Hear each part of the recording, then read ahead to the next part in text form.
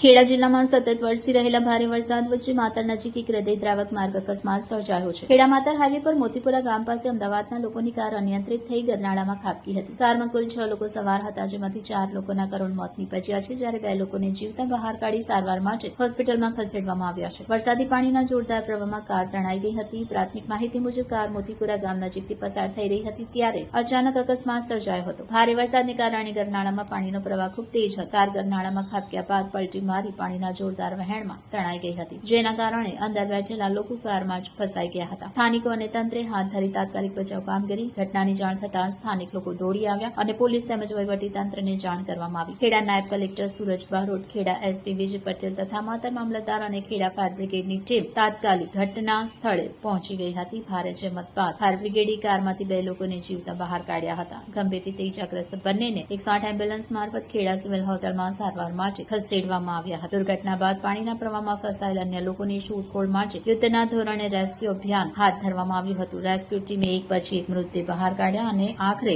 કુલ 4 લોકોના મોતની પુષ્ટિ થઈ છે। ઘટનાને પગલે સમગ્ર વિસ્તારમાં શોકનો માહોલ છવાઈ ગયો છે। ઘટના સ્થળે પહોંચેલા ખેડા પ્રાંત અધિકારી સુરજ બારોટે જણાવ્યું કે પ્રાથમિક દ્રષ્ટિએ આ અર્ટિગા કાર એક તીવ્ર વળાંકને કારણે અનિયંત્રિત થઈ પલટીને ગરનાળામાં ખાબકી હતી। કારમાં આગળ જે 2 લોકો સવાર હતા એ બહાર નીકળી ગયા, પણ પાછળની સીટમાં બેઠેલા લોકો નીકળી ન શક્યા અને તેમનું મોત નીપજ્યું। રિપોર્ટર ઉમંગભાઈ શર્મા, આઝાદ મીડિયા લાઈવ, ખેડા। સુરજ બારોટ, પ્રાંત અધિકારી અને સબ ડિવિઝનલ મેજિસ્ટ્રેટ ખેડા। આ ઘટના છે માતરની અંદર મોતીપુરા પરુ છે, ત્યાં આગળ એક અર્ટિગા ગાડી જતી હતી અને ત્યાં આગળ એક શાર્પ ટર્ન છે। ત્યાં આગળ વરસાદના કારણે તથા અંધારાના કારણે ગાડીને કદાચ જે ટર્ન દેખાયો નહીં હોય, એટલા માટે ગાડી ઓવરટર્ન થઈને વેળો નીચે જતો હતો ને એમાંથી પુષ્કળ પાણી વહેતું હતું। એ ગાડી ઓવરટર્ન થઈને વેળાની અંદર પડી હતી ને એના લીધે આ ઘટના બની છે। પ્રાથમિક જાણકારી મુજબ અર્ટિગા ગાડીની અંદર ટોટલ 6 લોકો સવાર હતા।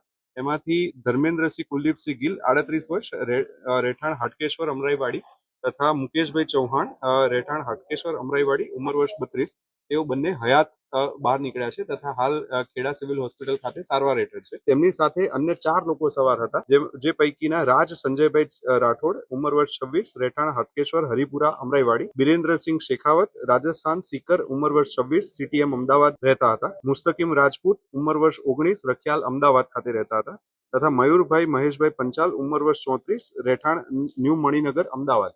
આ 4 લોકોનું આ દુર્ઘટનામાં દુઃખદ રીતે અવસાન થયું। આના માટેનો કોલ ફાયર બ્રિગેડને મળેલો હતો। ત્યારબાદ ખેડા ફાયર બ્રિગેડ છે તે તાત્કાલિક ઘટના સ્થળે પહોંચી હતી।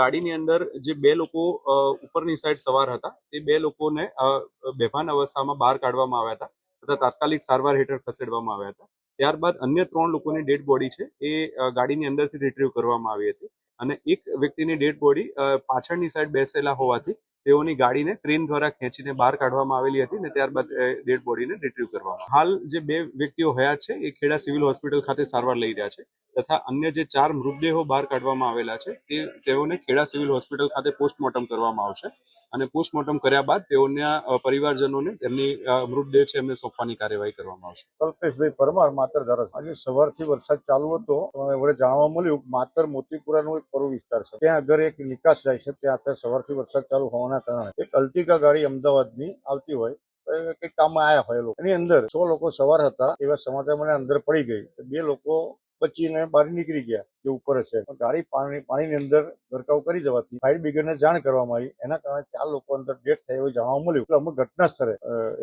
પ્રાંત અધિકારી શ્રી ડીવાયએસપી સાહેબ ને એસપી સાહેબ અને મામલતદાર સાહેબ બધો સ્ટાફને સૂચના આપી, બધા લોકો સ્થળ ઉપર હાજર થઈ ગાડી બહાર કાઢી તો ગાડીની અંદરથી 3 લોકો ડેડ પેલા મળે અને એક ગાડીની અંદરથી મળી અને 2 લોકો જીવિત છે। એ લોકોને 2 સારવાર હેઠળ ખેડા સિવિલ અંદર પહોંચાડી દીધા છે। ત્યાંનું હવે PM કરી સગાવાલાને જાણ કરી PM કર્યા પછી એમને ડેડ બોડી સોંપવામાં આવશે।